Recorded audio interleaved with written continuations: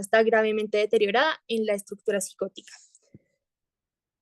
Ahora, ya hablando respecto a la entrevista estructural como método diagnóstico, vamos a tener que la entrevista psiquiátrica tradicional tuvo como modelo la entrevista médica general y esta fue adaptada en su mayor parte para pacientes orgánicos y psicóticos. Sin embargo, se creó un nuevo modelo de entrevista que subraya una valoración amplia del paciente y realiza un reforzamiento de su deseo de ayuda. La naturaleza del trastorno, la motivación y la capacidad para la psicoterapia pueden evaluarse en la interacción corriente con el entrevistador.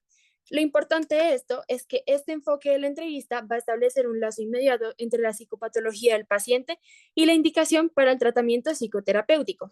Y además, este tipo de entrevista se va a centrar en las resistencias que probablemente se van a convertir en un tema importante en las primeras etapas del tratamiento. Listo. Entonces, para describir adecuadamente la entrevista estructural, tenemos que definir los siguientes conceptos que van a ser aplicados durante la entrevista en sí. Entonces, la entrevista estructural se va a centrar en los síntomas, los conflictos o dificultades que presenta el paciente y los modos particulares en los que refleja la interacción del aquí y ahora. Para esto tenemos que aplicar la clarificación, la confrontación, la interpretación y la transferencia. Entonces, empezando por la clarificación, vamos a tener que se refiere a la exploración del paciente de todos los elementos de la información que pues, nos ha proporcionado a nosotros como los entrevistadores. Y estos elementos pueden llegar a ser vagos, poco claros, pueden ser desconcertantes, contradictorios o incompletos. Lo importante es que la clarificación es el primer paso cognitivo en el que lo que el paciente dice se discute en una forma no cuestionadora para que de esta manera se pueda traer a flote todas las implicaciones y descubrir el grado del entendimiento o confusión respecto a lo que nos permanece poco claro en cuanto al paciente. Ahora, ya hablando acerca de la confrontación, es el segundo paso en el proceso de la entrevista, en donde se le presenta al paciente las áreas de información que parecen contradictorias o incongruentes. La confrontación significa señalarle al paciente aquellos aspectos de la interacción que parecen indicar la presencia de operaciones defensivas, representaciones contradictorias del sí mismo y de los objetos y una reducida conciencia de realidad. También destacan el aumento o la disminución en conciencia de realidad que se refleja en la respuesta del paciente a la confrontación y su empatía con el entrevistador como un reflejo de conciencia social y prueba de realidad.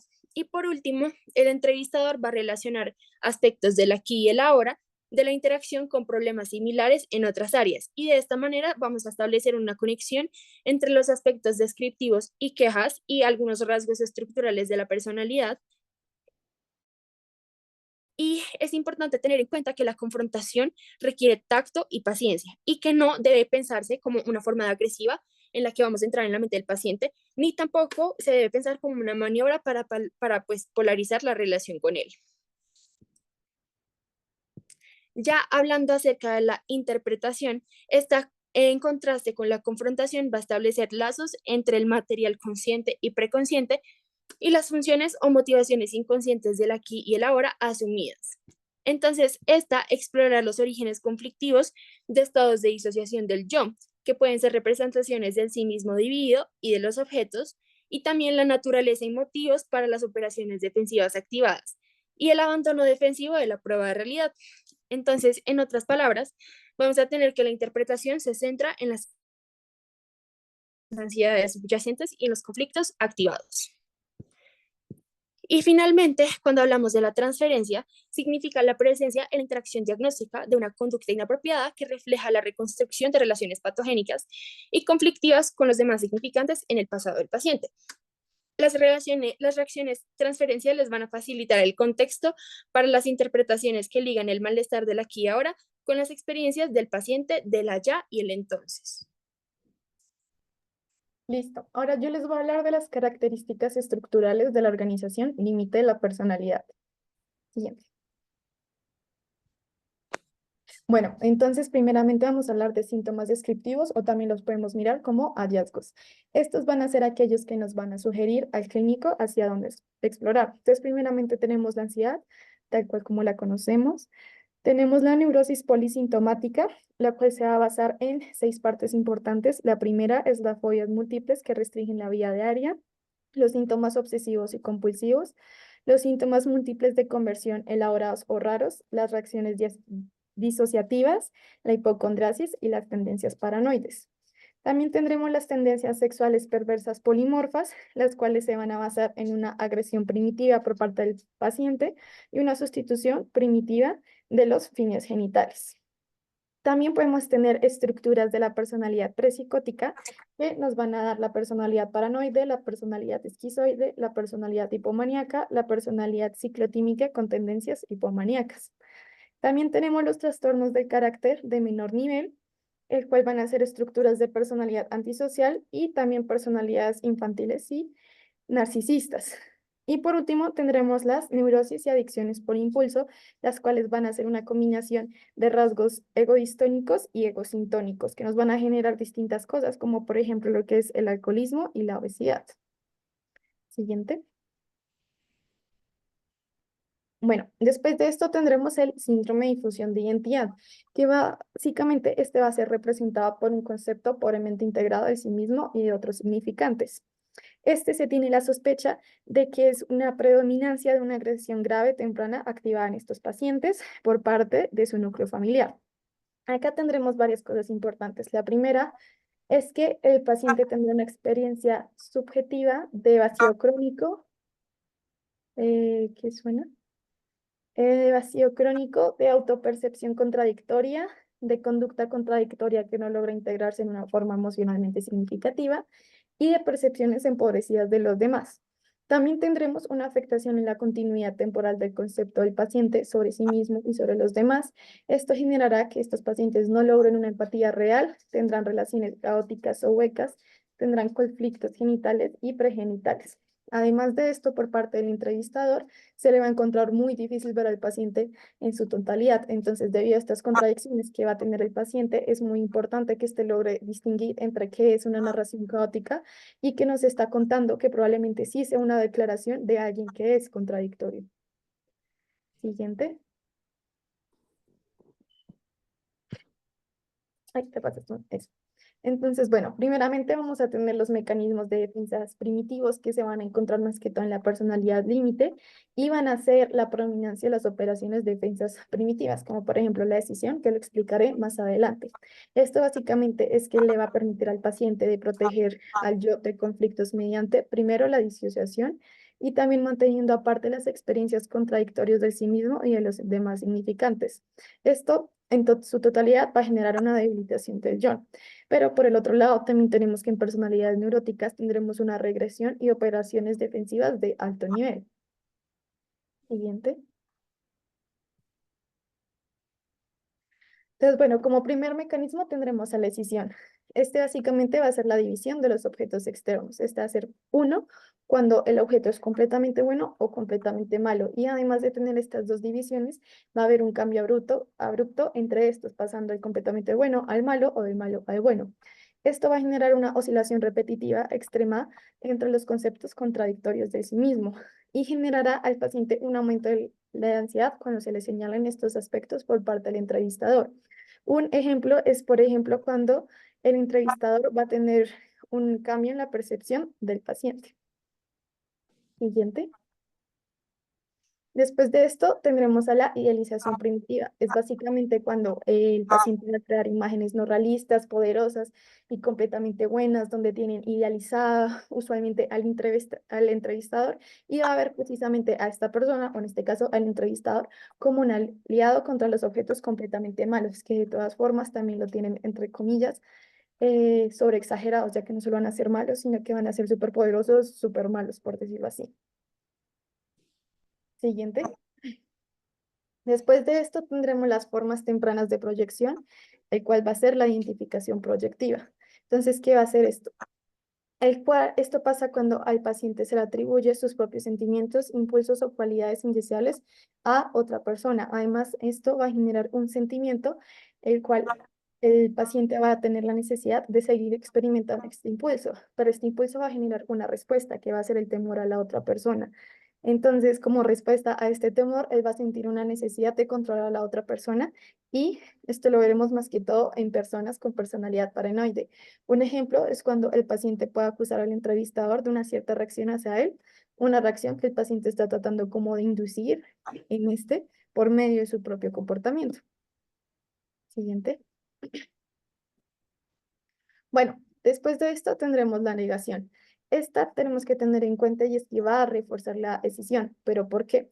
Porque cuando ocurre una alternancia, pues ya saben, característica de la decisión, en la memoria del paciente no va a tener una relevancia emocional. Entonces no va a influir en la forma en la que respondo o reacciona a esto. Entonces esto se va a interpretar más que todo como una falta de interés. Pero esta falta de interés no solo se va a ver como en esas contradicciones, sino en general en situaciones de necesidad, conflicto, peligro en momentos serios y presionantes. Esto básicamente va a generar un proceso de conciencia de cognitiva calmada, pues de esta forma va a negar sus implicaciones emocionales y va a cerrarse a la experiencia subjetiva, lo cual lo va a proteger de un conflicto potencial. Como por ejemplo, que durante la entrevista se hizo evidente una contradicción del paciente de su vida presente y su situación de vida. Y la manera en la que emocionalmente reacciona a esta situación, pues es de falta de interés. Siguiente.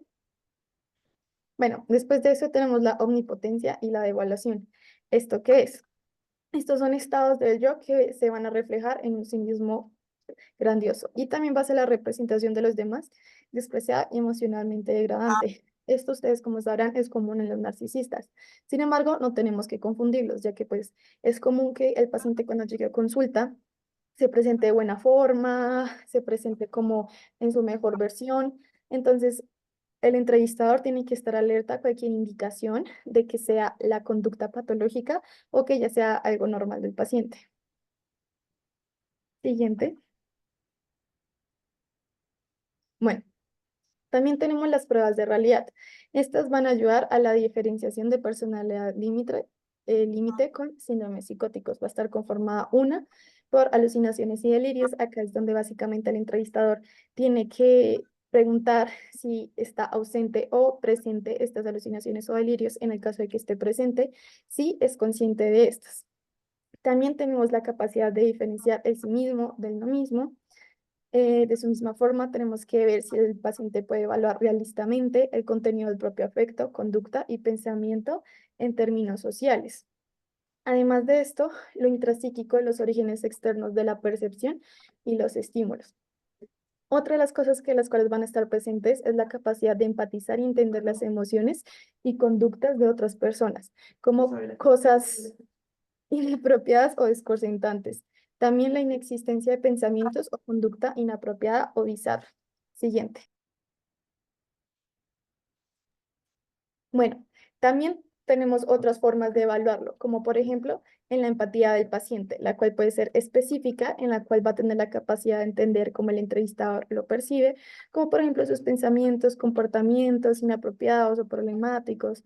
También tenemos en el caso de la empatía general, la cual va a ser la capacidad para entender cómo el entrevistador percibe la interacción en general, como por ejemplo cómo se pone en el lugar del entrevistador. También tenemos las operaciones defensivas, la cual en el caso de que haya una mejora es porque hay conservación de la prueba y si en este caso las niega, pues va a haber deterioro de la realidad. Siguiente. También tendremos las manifestaciones de debilitación del yo, la cual primero tenemos la ausencia de ansiedad, pues estos pacientes pueden tolerar una carga de tensión mayor y esta forma no desarrollar síntomas aumentados o alguna conducta regresiva.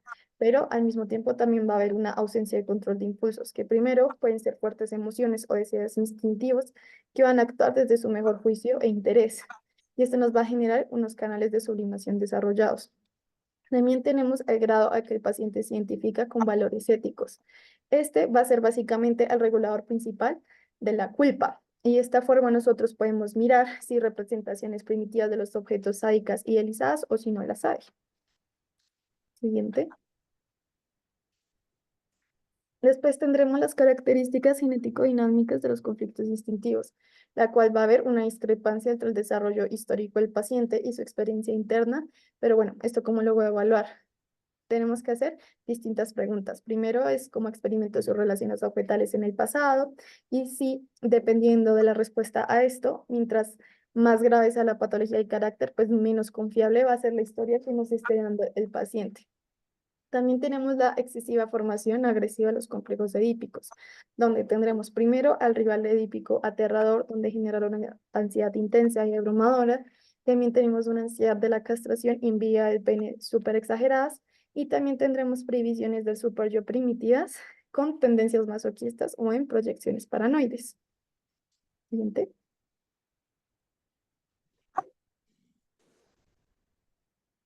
Bueno, también tendremos idealizaciones y evaluaciones extremas, donde primero va a estar la idealización exagerada a los objetos de amor de manera irreal que nos va a generar una dependencia emocional intensa, pero va a haber un colapso rápido de esta idealización, generando una visión idealizada a una devaluación del objeto. Esto que nos generará en el paciente un aislamiento e incapacidad de, pues, de mantener las relaciones estables. Además de esto, también tendremos un desplazamiento de los conflictos con imágenes parentales bisexuales y también el desplazamiento de la agresión y dependencia de un progenitor a otro, intensificando pues de esta forma los conflictos edípicos ya presentados antes. Siguiente. También tendremos las funciones pregenitales del pene y la vagina, las cuales tendrán primero un significado simbólico que van a estar relacionados con la alimentación, la agresión y otras funciones pregenitales, y también tendremos la combinación de funciones sexuales y pregenitales, lo cual pues en un futuro va a dificultar la experiencia sexual madura. Por el otro lado tendremos la edipización matura, lo cual nos va a generar una progresión defensiva, donde van a resolver los conflictos preedípicos mediante una edipización prematura. También tendremos la transferencia espuria, que va a ser una transferencia inicial edípica, pero más adelante, a medida que pasa la consulta, se revelará una patología preedípica más profunda. Y también tendremos una conciencia genital temprana, la cual influye en la manera en que se resuelven los conflictos edípicos. Siguiente. Ok, entonces ya adentrándonos en el tema de la entrevista estructural en sí, vamos a tener que se recomienda que el entrevistador tenga más experiencia realizando este tipo de entrevista, ya que de esta manera se puede centrar más en los diagnósticos diferenciales y en las fronteras entre la estructura neurótica y límite y psicótica. Entonces, ¿cómo se inicia? El entrevistador va a comenzar por pedirle al paciente un breve resumen de sus razones para venir al tratamiento, las expectativas que el paciente tiene de este tratamiento y la naturaleza de los síntomas predominantes, los problemas o las dificultades que puede tener. Y se recomienda realizar el interrogatorio inicial con una búsqueda sistemática explorando el ciclo de síntomas de anclaje de la psicopatología clave que vemos aquí a continuación. Entonces vamos a tener que el autor nos propone que entramos preguntándole al paciente los problemas que él presenta y los síntomas. Y empezamos a girar hacia la derecha, en donde vamos a evaluar los rasgos patológicos del carácter, luego la difusión de la identidad. Haremos una prueba de realidad en donde vamos a evaluar si el paciente presenta síntomas psicóticos funcionales en relación a trastornos de la conducta, el afecto y el pensamiento. Luego vamos a evaluar el sensorio, donde evaluamos la atención, la orientación, la conciencia, la comprensión y el juicio. Evaluamos la memoria, la inteligencia y otra vez repetimos este ciclo. Entonces, cuando se acaba esta exploración, el entrevistador se centra en los síntomas significativos que han surgido durante la exploración y los vamos a explorar de la siguiente manera. La interacción del aquí y el ahora, la clarificación, la confrontación e interpretación que previamente mencionamos. Entonces, es muy importante que prestemos atención a las reacciones del paciente en las intervenciones que se realizan. Y hablando acerca de la introspección, vamos a tener que la capacidad del paciente para empatizar con el interrogatorio del entrevistador van a mostrar qué tanta introspección el paciente tiene de su trastorno. Entonces, el diagnóstico estructural va a depender en gran medida de cómo maneje el paciente las clarificaciones, las confrontaciones e interpretaciones. Y las respuestas del paciente son de importancia para diferenciar las estructuras neurótica, límite y psicótica. Vamos a tener que los pacientes límite van a demostrar alguna capacidad para la introspección y el insight respecto a base de las incongruencias. Los pacientes ya que tienen estructuras psicóticas van a carecer de habilidad de empatizar con los criterios sociales ordinarios de la realidad y los intentos que el entrevistador haga por clarificar pueden revelar mayores distorsiones en la prueba de realidad. Y en cuanto a los pacientes neuróticos, a diferencia de los pacientes límite, surgen con un concepto integrado de ellos mismos, lo que a su vez tiende a aumentar la empatía del entrevistador con ciertos aspectos de sus conflictos y su realidad. Listo, ahora les vamos a hablar sobre la fase inicial de la entrevista estructural. ¿Siguiente? Listo, entonces, ¿cuál va a ser nuestra primera interacción? Primero es, estoy interesado en oír qué es lo que le trajo aquí, cuál es la naturaleza de sus dificultades o problemas que esperan de tratamiento y en qué punto se encuentra usted. Esta no solo nos servirá como para tal cual preguntar las cosas, sino también nos va a funcionar como una prueba de realidad. Entonces, dependiendo de la respuesta del paciente, pues nosotros generaremos el siguiente paso. Entonces, primero es si el paciente responde de forma vago o cortante, nosotros nos tenemos que preguntar si las preguntas que hicimos son claras o abrumadoras. Y pues dependiendo de nuestra conclusión, lo más probable es que nos toque repetir la pregunta de distinta forma, pero si aún así nos va a persistir la dificultad del paciente para entender, nosotros ahí ya tenemos que explorar la naturaleza de la dificultad. Como por ejemplo, la primera parte que puede ser alteraciones de sensorios, disminuyendo la atención, orientación, conciencia o comprensión del juicio. También tendremos que si el paciente tiene déficit como síndromes orgánicos agudos o crónicos del cerebro. También tendremos la evasividad paranoide, perfeccionismo obsesivo, al clarificar una de las declaraciones del entrevistador, lo cual pues también nos puede llevar a una sospecha diagnóstica, esquizofrenia gravemente desorganizada, psicopatología de carácter o de síndrome hipomaníaco. También podemos comenzar, también el paciente puede comenzar a llorar como si se le presentara una tarea excesivamente pesada, como por ejemplo pasa en los pacientes masoquistas. Una cosa que tenemos que tener en cuenta durante estas primeras interacciones es, ay, todavía no, la anterior, bueno, es plantear preguntas subsidiarias derivadas de la información ya presentada, como por ejemplo aspectos precisos de los síntomas, siendo la fecha próxima de su aparición, su desarrollo o síntomas relativos adicionales. Ahora sí, siguiente. Bueno, después de esto vamos a tener como una siguiente pregunta. Y es, me ha dicho usted sobre sus dificultades y ahora me gustaría saber más de su personalidad, lo que piensa que es importante que yo sepa, de modo que pueda yo tener un sentimiento real hacia usted como persona. El paciente con disposición autorreflexiva podrá describir sentimientos sobre el mismo, sobre las áreas importantes de su vida, sus relaciones clave con los demás significantes, como por ejemplo en el estudio, trabajo, familia, vida social, vida sexual, intereses políticos, culturales, tiempo libre, entre otros. Esto, si sucede de esta manera, nos va a indicar una buena prueba de realidad y se descarta psicótico. Por otro lado, en el caso del paciente psicótico, se le va a dificultar esta prueba y mencionar las cosas mencionadas anteriormente, lo cual nos va a indicar una falta en la capacidad de conservar empatía con los aspectos ordinarios de la realidad social. Siguiente. En el caso de los pacientes paranoides y represivos, tenemos que tener en cuenta que ellos se le va a dificultar proporcionar la información más específica, siendo así las relaciones con las personas que son más importantes para él, su vida, estudios, trabajo, lo cual a nosotros como entrevistadores nos va a tocar buscar la difusión de identidad y pues probablemente una reevaluación de la prueba de realidad. En el caso de los posibles rasgos esquizoides, el problema general es que el paciente tiene para clarificarse a sí mismo quién es él o cuáles son sus relaciones con el mundo que lo rodea y con los demás. En el caso del paciente límite, se van a ver operaciones defensivas primitivas y más si estos están sintiendo una sensación de estrés o tensión. Siguiente.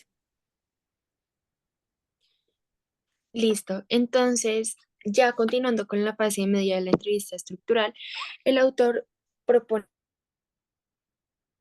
dividirlo en las organizaciones. Entonces, empezando con la organización neurótica de la personalidad, vamos a tener que los pacientes con neurosis sintomáticas y la patología no límite del carácter van a ser aquellos que son capaces de responder en la fase inicial de la entrevista estructural con un resumen pertinente de lo que los trajo al tratamiento, de cuáles son sus principales dificultades, qué esperan del tratamiento y dónde se encuentran en este punto. Ellos son pacientes que no dan evidencia de su conducta, afectos o pensamientos atrevidos, extraños o absurdos. vamos a tener que su capacidad de prueba de realidad permite al entrevistador desechar la posibilidad de que el paciente esté cursando con una patología psicótica. Y son pacientes que son capaces de extenderse sobre sus síntomas presentes o dificultades en forma que tiene, pues de manera en la que tiene sentido. Nosotros como entrevistadores debemos realizar la siguiente pregunta. Me gustaría saber ahora más de usted como persona, la forma en que se percibe a sí mismo, la manera en que siente que los demás lo perciben, lo que usted piense que podría ayudarme a formar profundamente una imagen de usted dentro de este tiempo de la entrevista. Esta pregunta va a buscar mayor información de imagen respecto a problemas caracterológicos y va a conducir a un diagnóstico más específico respecto al tipo predominante de rasgos patológicos del carácter. Adicionalmente, esta pregunta va a evaluar la difusión de identidad. Entonces, en otras palabras, vamos a tener que los pacientes neuróticos, no, en ellos no vamos a esperar una total armonía, pero debería haber una integración subjetiva central del autoconcepto sobre la cual nosotros podamos trabajar. Los pacientes con una organización límite y el correspondiente síndrome de difusión de identidad van a presentar típicamente una incapacidad para integrar las representaciones de los demás significantes con profundidad.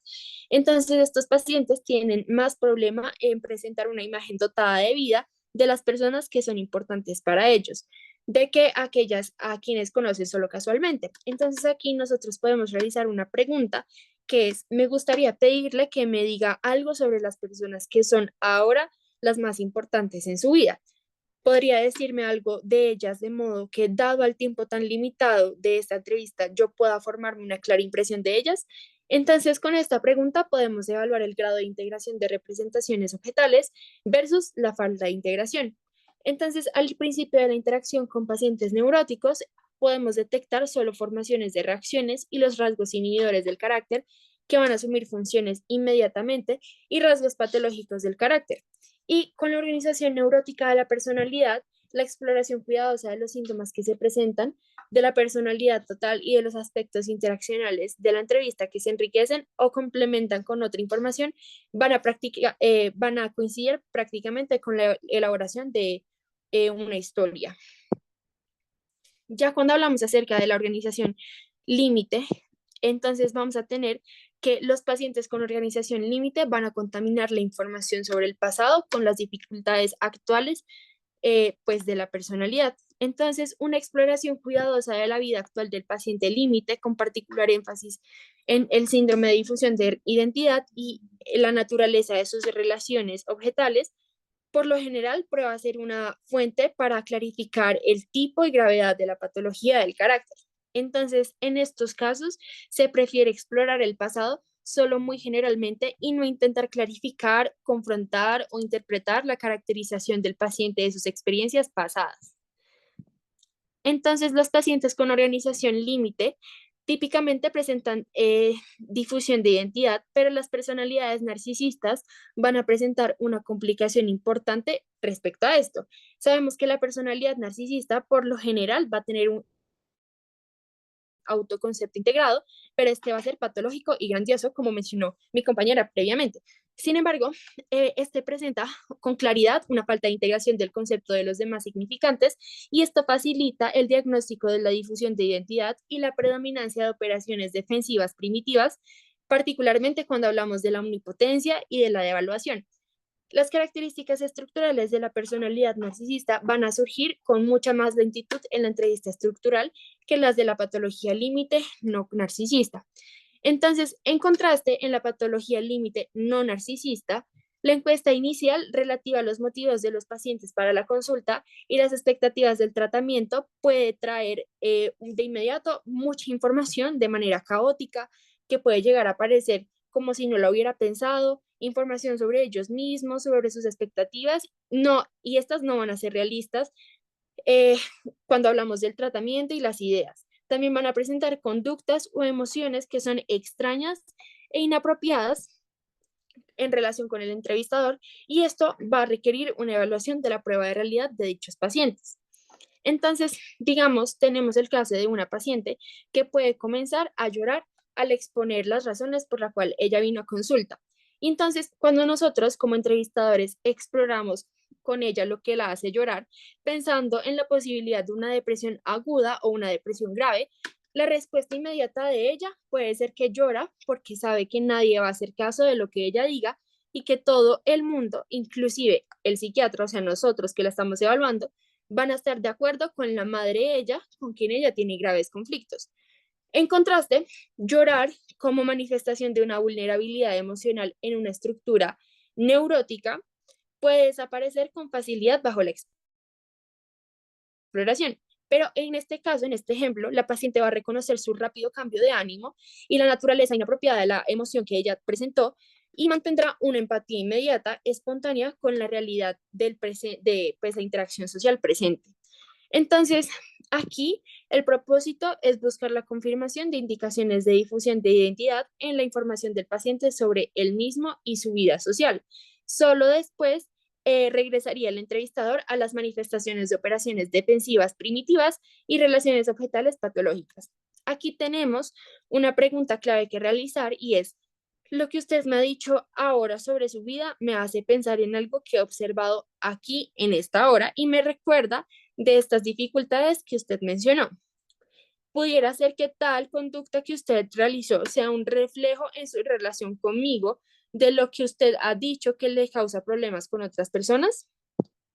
Entonces vamos a tener que en el paciente límite típico, los síntomas neuróticos van a tender a fundirse con dificultades caóticas, difusas y generalizadas que van a reflejar un grave mal funcionamiento de la personalidad.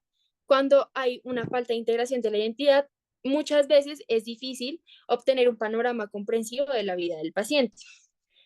Y en otras palabras, vamos a tener que mientras más grave la patología del carácter, menos confiable y menos relevante de inmediato es la historia pasada del paciente. Y adicionalmente, en pacientes con organización límite, particularmente en ellos que se sospecha que puedan contar con una estructura narcisista adicionalmente, es muy importante evaluar la conducta antisocial. ¿Por qué? Porque estos pacientes pueden haber tenido dificultades con la ley y tenemos que preguntar a qué grado estas conductas antisociales, como lo puede ser robar, hurtar, mentiras crónicas y conductas desordenadas y crueles, pues pueden llegar a ser antecedentes significativos. Ya cuando hablamos acerca de la organización psicótica, vamos a tener que la presencia o ausencia de la prueba de realidad diferencia la organización límite de las estructuras psicóticas y en estos vamos a tener que todos los pacientes que presentaron prueba de realidad van a entrar en esta organización.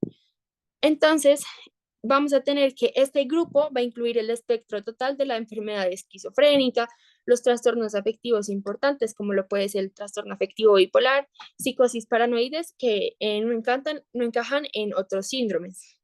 Entonces, todos estos pacientes, como les mencioné, van a presentar una pérdida de la prueba de realidad. Y en un caso típico de enfermedad psicótica, la respuesta del paciente a la encuesta inicial puede ya indicar una ausencia de prueba de realidad y más cuando hay una incapacidad para responder en forma entendible a las preguntas del entrevistador. Y por esto se tiene que evaluar el espectro total de la enfermedad psicótica. Entonces, podemos tener el caso extremo de un paciente que sea totalmente no responsivo a la encuesta inicial. Y entonces nosotros como entrevistadores debemos primero tratar de explorar con él si él ha escuchado o ha entendido las preguntas.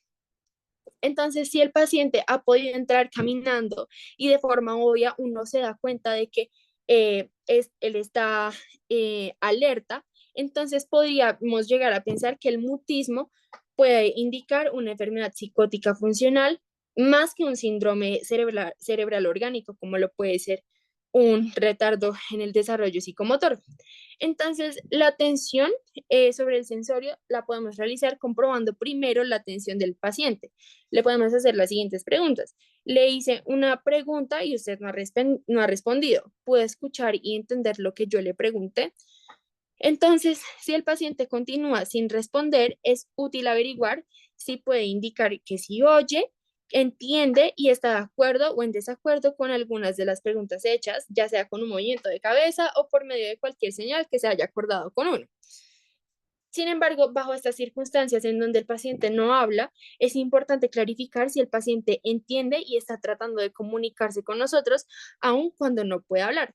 Y una falta de respuesta a esta conducta exploratoria por lo general podría indicar negativismo como parte de un síndrome catatónico o de una enfermedad esquizofrénica o un retardo psicomotor grave, o también podríamos encontrar una enfermedad depresiva grave.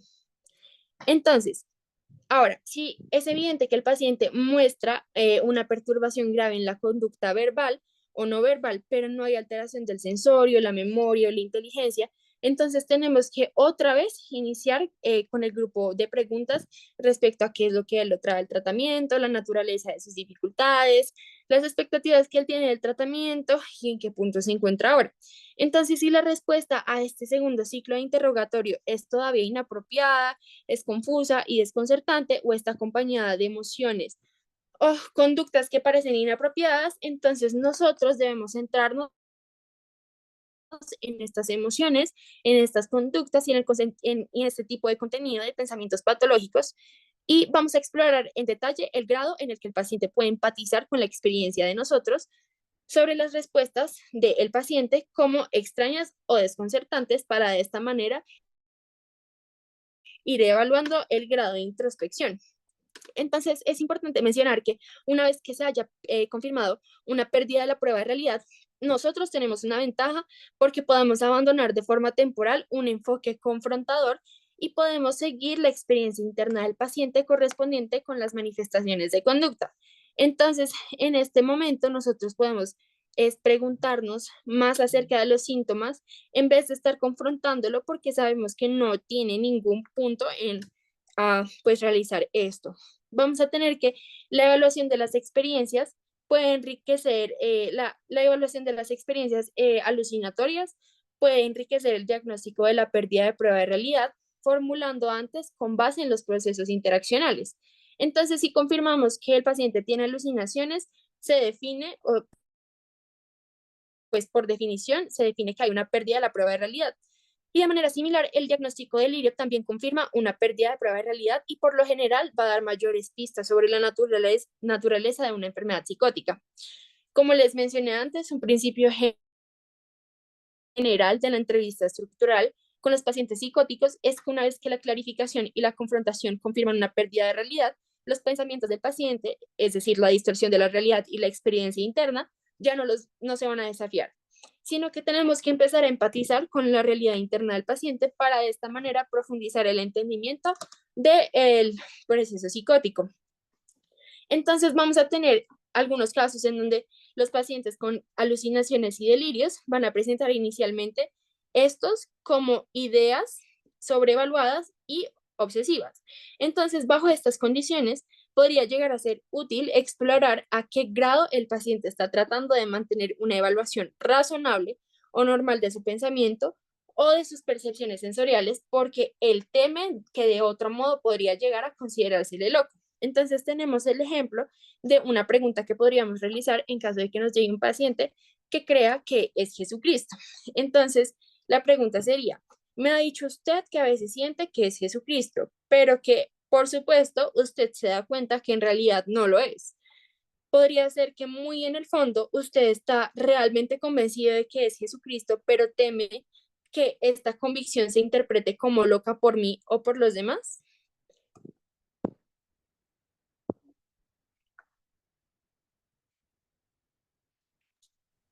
Bueno, entonces ya por último tenemos la fase de terminación de la entrevista estructural.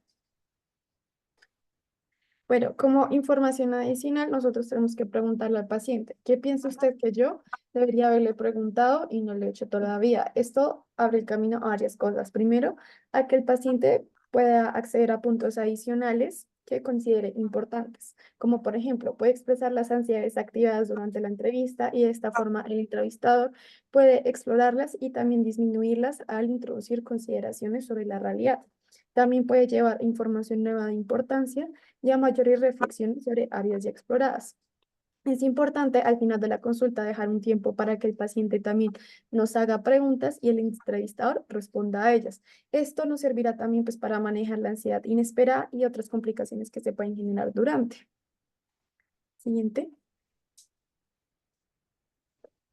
Y ya por último, para el diagnóstico y la finalización de la entrevista, nosotros tenemos que el entrevistador puede primero decidir si se requieren más entrevistas antes de llegar a un diagnóstico definitivo o si puede proponer un seguimiento o diagnóstico para de esta forma plantear un tratamiento, pues según también lo que nos indique el paciente y también obtener información pertinente de otras fuentes, pues precisamente para estos pacientes que tienen la prueba de realidad alterada, es algo que se nos será muy útil.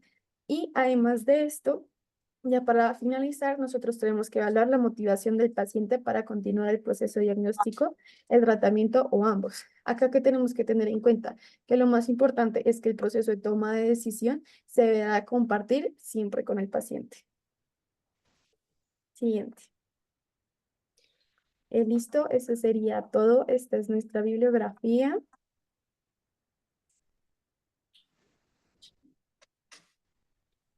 Listo. Bueno, perfecto.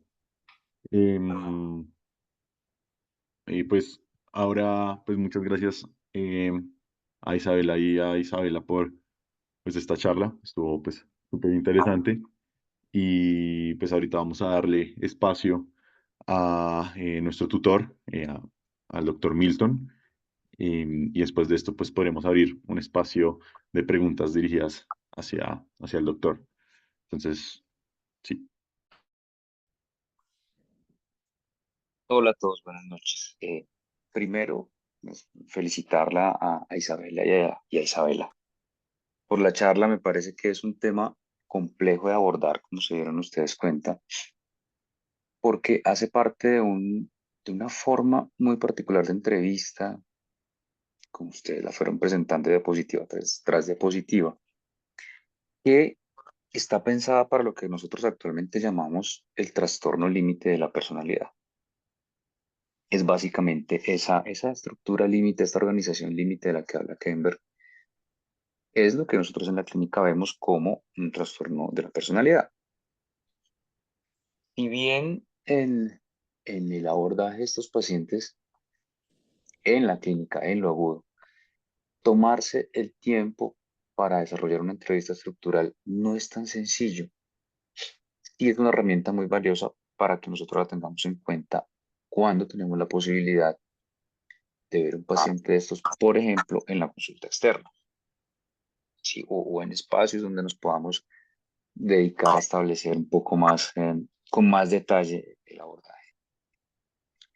¿Qué es importante? Yo les repito, la charla está muy completa. Simplemente quisiera hacer como un par de puntualizaciones muy detalladas. Lo primero es que en el paciente con una patología psiquiátrica, llamemos una patología psiquiátrica primaria, hablemos de algún trastorno del afecto tipo depresión, tipo ansiedad, incluso en patología ya un poco más hacia ciertos grados de organización psicótica como la enfermedad bipolar, vamos a encontrar un poco de todas las categorías. Es decir, no quiero de pronto que se vayan a quedar con la imagen en la cabeza que o se es psicótico, o se es neurótico, o se tiene una estructura límite y ya. O sea, que tiene necesariamente uno que encontrar una o la otra.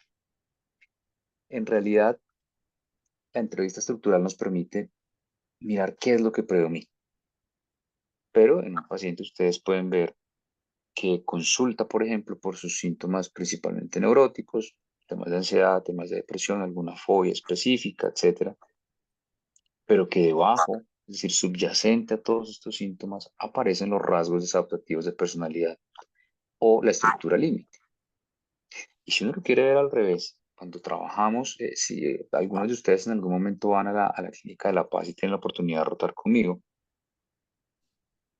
justamente yo estoy a cargo del grupo de pacientes con trastorno de la personalidad y lo que más se ve es personalidad límite. Pero el comentario va a que estos pacientes llegan con un trastorno de la personalidad límite, una organización límite de la personalidad. Y lo que los descompensa en últimas es su patología primaria, ¿no? Les repito, la ansiedad, la depresión, etc.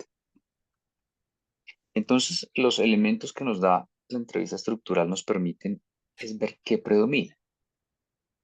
predomina la organización límite, predominan más los elementos neuróticos. Eventualmente hay un autor em, del cual, digamos que, bueno, Kember es más de una escuela psicoanalítica un poco más kleiniana, un poco más de la psicología del yo. Kember todavía está vivo. De hecho, Kember la próxima semana, el martes de la próxima semana, cumple 96 años, Otto Kember. Y él se forma mucho en la escuela psicoanalítica de Estados Unidos, en las corrientes psicoanalíticas de Estados Unidos que son más pegadas a la psicología del yo. Y uno de los autores importantes que habló de esto fue Herbert Rosenfeld. Y Herbert Rosenfeld tiene un concepto que es el concepto de la parte psicótica de la personalidad. No los quiero confundir con el concepto, pero me interesa que básicamente ustedes tengan claro que aún siendo neurótico, aún teniendo una patología límite, se puede eventualmente tener un funcionamiento que se aleje de la realidad. Y aquí quiero también que ustedes tengan claro la diferencia entre lo que es la estructura y lo que es el funcionamiento. Me explico. Un paciente puede tener una estructura límite de la personalidad, ¿cierto? Que lo hace ya tener un trastorno de la personalidad. Y cualquiera de nosotros, que aparentemente no tiene un trastorno de la personalidad, puede tener un funcionamiento límite. Si ustedes se van al DSM en algún momento y revisan los criterios diagnósticos del trastorno límite de la personalidad y miran ese checklist uno por uno, es posible que alguno diga, uy, yo creo que a veces soy así. ¿Hace eso que uno tenga una patología límite? No, pero el rasgo de personalidad ser una defensa, pues siempre va a aparecer o se va a exacerbar en momentos en los que yo tiene dificultades, tiene angustias, se enfrenta a alguna situación que le sea adversa. Entonces quiero también que quede claro eso. Una cosa es la estructura, que ya nos habla de una patología grave, como dice Kember, y otra cosa es el funcionamiento, que eventualmente puede estar presente en cualquiera de nosotros, entendiendo nosotros, entre comillas, como personas que no tienen trastorno de personalidad, al menos no diagnosticado, ¿no? Mm, Entonces, es básicamente eso. Siento que lo importante de la entrevista estructural es tener todos los elementos. El famoso gráfico que mostraron en algún momento en la presentación, donde uno va hacia la derecha, en el sentido de las manecillas del reloj, y va rastreando los síntomas y va descartando o va incluyendo dentro del diagnóstico del paciente, es muy útil, pero de todas maneras la mejor forma de ver esto es entrevistando pacientes y viéndolo en la clínica. Entonces, como les decía, si tenemos la oportunidad más adelante de vernos con algunos de ustedes, pues van a entrevistar pacientes límite, van a ver pacientes límite que son los que yo tengo a cargo y van a tener la oportunidad de ver esto un poco más en la teoría. Y, ¿por qué no? Ustedes saben que este grupo de interés se ha vuelto un semillero de residentes de psiquiatría muy valioso para nosotros. Mm, ¿Por qué no podernos ver más adelante en el seminario de trastornos de la personalidad del posgrado, el cual también tengo a cargo? Entonces, pues eso era la intervención que quería hacer. Hablamos las preguntas y al final les robo 5 minutos y les comento una cosa que vamos a hacer la otra semana, ¿vale? Muchas gracias. Gracias, doctor. Listo. Entonces, pues no sé, si alguien tenga preguntas, pueden levantar la mano, mandarlas por el chat, pues yo las leo, muchas veces que las manden por el chat. Eh, bueno, creo que está María Fátima. Eh, Adelante. Hola, pues tengo una pregunta, pero no sé si es como muy, mi duda es muy como hollywoodense. Pero digamos con un paciente que tiene rasgos narcisistas o ya un diagnóstico de personalidad narcisista, o sea, hay como ciertas banderas rojas o como señales que uno pueda llegar a ver para saber si el paciente está como tal vez manipulando, tal vez como, sí, o sea, no sé si me explico cómo funciona en ese caso. De nuevo, repito, no sé si es como muy basada en la televisión, pero pero pues sí, eso. La María, no hay pregunta No hay pregunta despreciable, para nada, todo lo contrario. Yo siento que a veces en la cotidianidad surgen muchos elementos pues que hacen parte de la universalidad del inconsciente, de la universalidad de la mente. Entonces, al contrario, muy bienvenida a la pregunta. Hazme una aclaración. La duda que tú tienes es cómo detectar, si te entendí bien, que el paciente en la entrevista está manipulando al entrevistador, al contenido, o está mintiendo. Aclárame ese pedazo, por favor. Sí, sí, doctor, exactamente eso. O sea, como cuáles son, como, sí, o sea, cómo hace uno para darse cuenta de que el paciente está manipulando la situación, sea el contenido, sea lo que sea. Bueno, ok, es muy difícil. Yo creo que parte de la confiabilidad de la entrevista del paciente la va dando no necesariamente el corte transversal de la entrevista, sino lo que viene después. Me explico.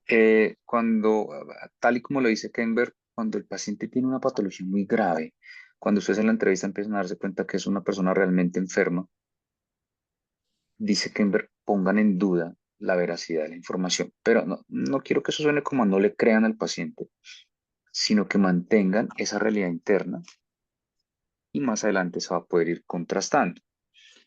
Ese es otro principio fundamental del trabajo que nosotros hacemos. Nosotros trabajamos siempre con la realidad interna del paciente. Que eventualmente después haciendo un cotejo con la realidad externa nos demos cuenta que no era cierto o nos demos cuenta que eh, parte de la historia que nos contó no corresponde a la realidad objetiva, perfecto. Ahora, tal vez si nosotros nos vamos a los rasgos, le repito, de los que se muestran en el DSM, que son fáciles, digamos, como de ver en ese checklist, y encontramos elementos antisociales, encontramos elementos narcisistas en la entrevista. De todas formas, no vamos a poder saber si lo que nos dicen es verdad o no, si están manipulando o no. Pero sí al menos nos puede dejar, como dice Kember, la duda. Vamos a ver si esta información es cierta, vamos a ver si esto, mm, le repito, tiene la posibilidad de ser cotejado con la realidad. Sin embargo, hay algunos discursos que uno sí puede llegar al menos a poner en duda, ¿no? Muchas contradicciones en la historia del paciente, muchos elementos de grandiosidad, por ejemplo, o muchos elementos, discursos que no tienen un respaldo afectivo. Me explico, el paciente puede estar contando que su vida ha sido terrible, que tiene una historia muy traumática, que tiene elementos muy difíciles en su vida, sin ningún tipo de respaldo afectivo, eso pues puede ser sospechoso. Pero lo que me interesa que tengan claro es que es con el transcurso del proceso psicoterapéutico o del proceso de intervención con el paciente que uno se da cuenta si el paciente está mintiendo o no, si está manipulando o no, si tiene elementos antisociales o elementos de ganancia secundaria. Y con la experiencia, también entre más uno ve pacientes, pues más va afinando un poco el instrumento de la escucha, que es como el instrumento principal que nosotros usamos, y va empezando como a obtener y a vislumbrar a tiempo esos detalles.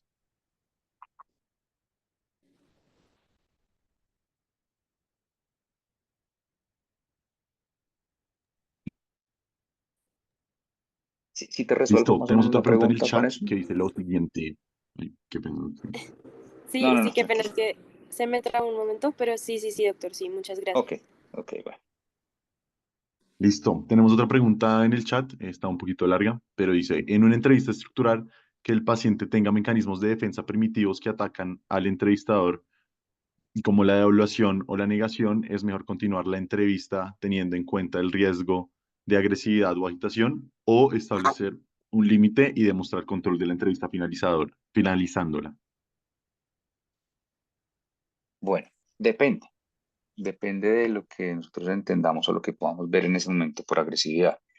Normalmente un paciente psicótico, que son los que tienen más la tendencia al ataque, digamos, un poco eh, inminente o potencial agresión hacia el entrevistador, es algo que nos vamos a dar cuenta desde el principio. Es decir, no se queda uno tranquilamente entrevistando a un paciente con inminencia de agresividad.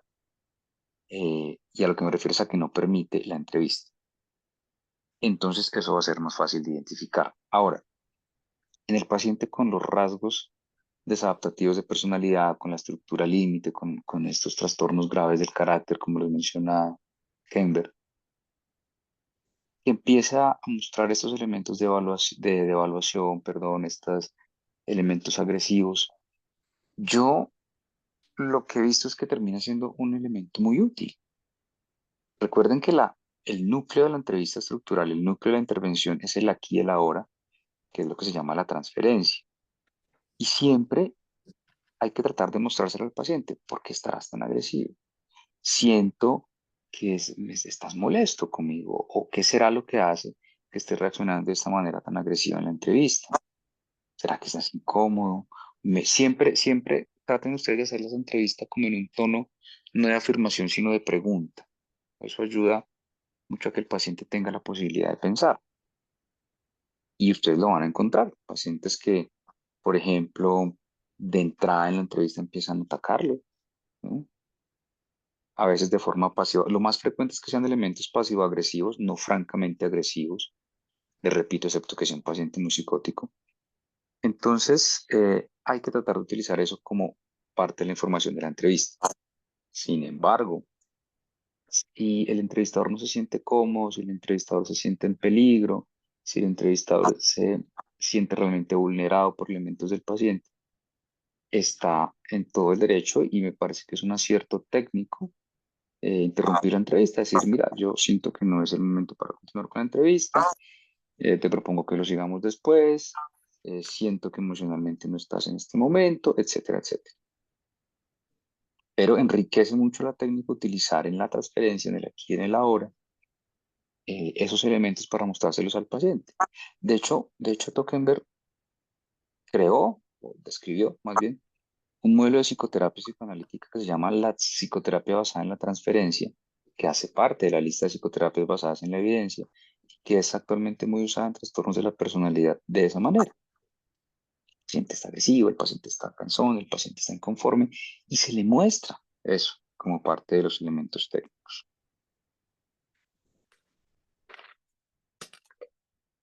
Listo, Doc. Y tenemos la última pregunta que dice, ¿la funcionalidad de la entrevista estructural es meramente diagnóstica o tiene valor terapéutico?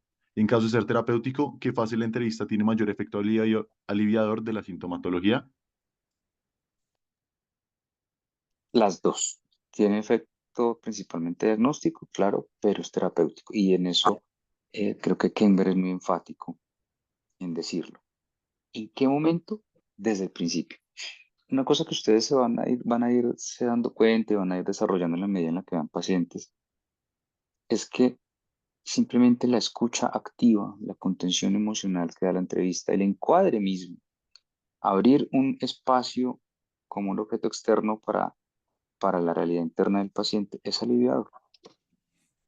Que uno se disponga a escuchar a un ser humano que está con síntomas, que está sufriendo, ya tiene de entrada, desde el minuto uno, un efecto terapéutico. ¿En qué varía? ¿En qué efecto terapéutico tiene?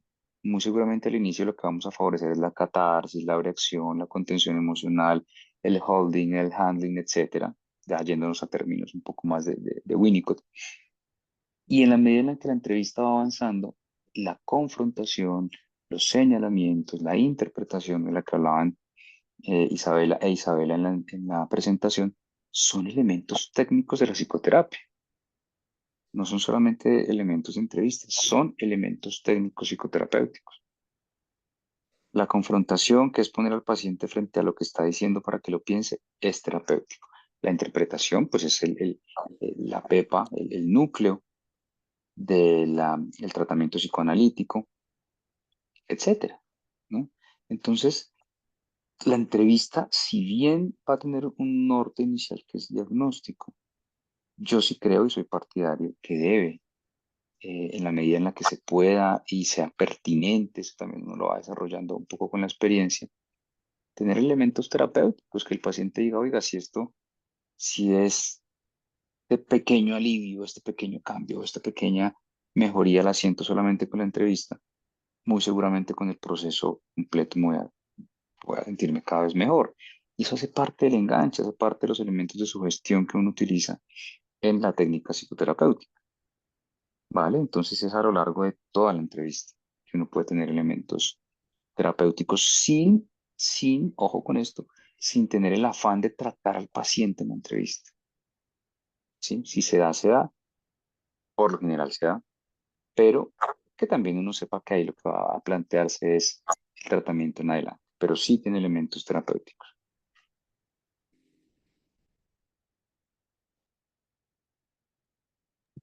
Listo, pues no tenemos nada más por acá. Em, y bueno, el link de asistencia para los miembros activos está en el chat. La palabra clave va a ser psique. Em, pues si el doctor no tiene nada más que, que decir, pues podemos ir terminando la charla. Esperen. Ya mandó de nuevo el link. Bueno, no, les robo un par de minutos para salirme un poquito de la línea de la presentación, para hacerles una invitación e informarles de un evento que se va a realizar eh, el próximo martes, a propósito del cumpleaños de Tokenberg. Es el Día Mundial de la Prevención contra el Suicidio, o de la prevención del suicidio más exactamente. Y desde la Asociación Colombiana de Psiquiatría vamos a estar haciendo diferentes tipos de publicaciones, eventos en redes sociales. ¿Cuál es la invitación que yo les hago? Que estén muy pendientes de las redes sociales de la Asociación Colombiana de Psiquiatría, que participen desde sus cuentas, que ustedes ya como médicos en formación ayuden también con la divulgación. Obviamente esto es un evento voluntario, yo sé que ustedes tienen el gusto porque son del grupo de interés de psiquiatría, eh, para que nos ayuden a mover eso, ¿no? En las redes sociales también de los miembros activos de la Asociación Colombiana de Psiquiatría. Y les adelanto algo, no les puedo dar muchos detalles porque es, digamos, un poco una sorpresa, pero vamos a tener una alianza con una emisora muy reconocida en el país, también para hacer difusión de la información, ¿vale? Entonces esa era la pequeña invitación que les quería hacer. Respecto a la charla, pues como siempre, con una muy buena calidad, los felicito mucho y pues gracias por la invitación. Listo, Doc. Doc, qué pena, ¿podría repetir la fecha para poder estar atentos y como en dónde, en las Li- redes de la El, Asociación Colombiana de Psiquiatría? el Día Mundial de la Prevención del Suicidio es el martes 10 de septiembre, el 10 de Ok, septiembre. Y las actividades, digamos, como previas, se van a empezar a hacer por redes sociales desde el lunes, más o menos a mediodía. Estar pendientes de las redes sociales de la Asociación Colombiana de Psiquiatría. listo, claro que sí. Bueno, perfecto. Entonces, nada, de nuevo, muchísimas gracias al doctor por habernos colaborado con esta charla. Pues el tutor, pues él siempre está muy atento a nosotros y bueno, pues sin más, damos por terminado esta charla.